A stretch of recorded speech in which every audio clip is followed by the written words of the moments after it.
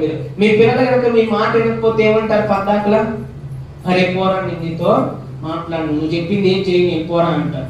లేకపోతే వాడు కనుక ఒంటరిగా ఎక్కడికైనా వెళ్ళాల్సి వచ్చింది అనుకోండి, రామన్న అన్నాడు అనుకో, మీరేమంటారు? రే పోరా, నా మాట విన్నప్పుడు నేను ఎందుకు వస్తా అంటారంటారా? నా మాట విన్నప్పుడు నేను ఎందుకు వస్తాను, రానుకో అంటారు.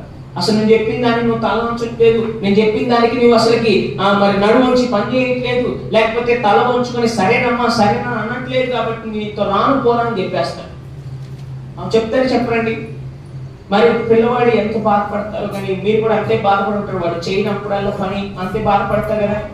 తల్లి చెప్పింది, పిల్లలు చేయలేదు, తల్లికి బాధ ఉండిద్దా ఉండదండి? కంపల్సరీగా ఉండిద్ది.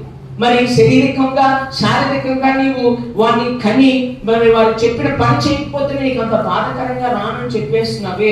మరి దేవుడిని సృష్టించాడు, శ్రమల నుంచి కాపాడాడు, ఇబ్బందుల నుంచి కాపాడాడు, రోగములను విడిపించాడు, సమస్య నుంచి విడిపించాడు. మరి ఇన్ని చేసిన దేవుడు కనుక నువ్వు లోబడకపోతే దేవుడితో వస్తాడా? రాడు కదా. నువ్వు లోబడాలి.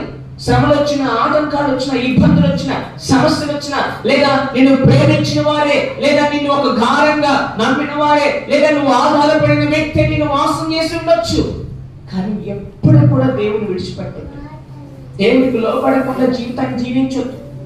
ఈ రోజుల్లో చాలా మంది సమస్య వచ్చినప్పుడు, బాధలు వచ్చినప్పుడు అదిగో వారి మీద వ్యతిరేకతలుగా రూపించబడతారు. లేదా ఆ మనిషిని మోసం చేస్తాడనుకోండి, ఆ మనిషి మీద నువ్వు వ్యతిరేకంగా రూపించబడతావు. కానీ ప్రభు ఎప్పుడు మనల్ని మోసం చేయలేదు. కాబట్టి మనం ఎప్పుడు కూడా దేవుడికి వ్యతిరేకంగా ఉండకూడదు. దేవుడు కార్యాలు ఎప్పుడు కూడా మన ఆలోచనగా తీసేసుకోకూడదు. ఎప్పుడు కూడా సింపుల్ గా ఎప్పుడుగా మనము ఉత్తిగా దేవుడి కార్యాలు తీసుకోకూడదండి. ఇశ్రాయేలు ప్రజలు నడిపించే దేవుడిని నడిపించలేరంటారా? నడిపించగలుగుతారు.